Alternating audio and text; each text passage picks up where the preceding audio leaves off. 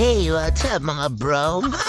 Coach Chot Reyes nagbalik na bilang head coach, hindi sa Gilas, hindi sa TNT Tropang Giga at talunin ng Rain or Shine Elasto Painters. At Taiwanese national head coach, inaming pinahirapan sila ni Kai Sotto sa FIBA Asia Cup qualifiers. Umpisa na kaya ng pag-angat ng Gilas Pilipinas sa Asia? Pero baka naman pwede ka mag-subscribe sa aking channel na medyo malamyak.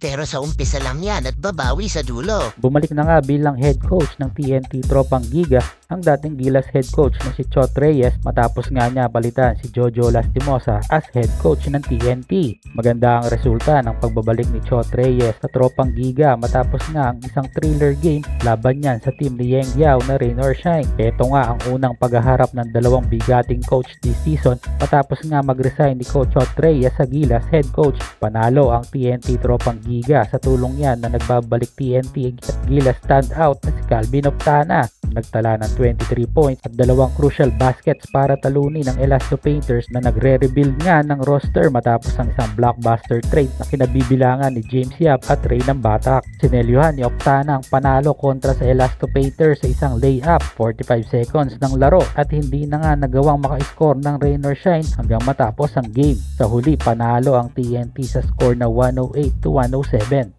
Samantala, Taiwanese head coach inaming sumakit ang ulo sa laban nila kontra Gilas Pilipinas matapos nga ang blowout game ng Gilas kontra sa kanilang team.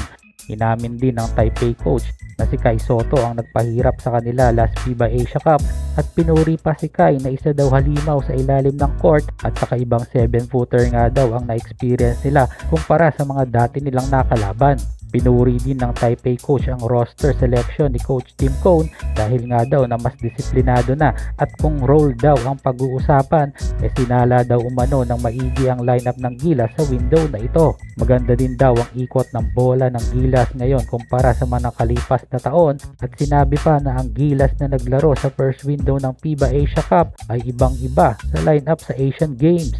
Kudos talaga kay Coach Tim Cone dahil pati mga international coaches ay namamangha na sa style ng play ng Gilas ngayon.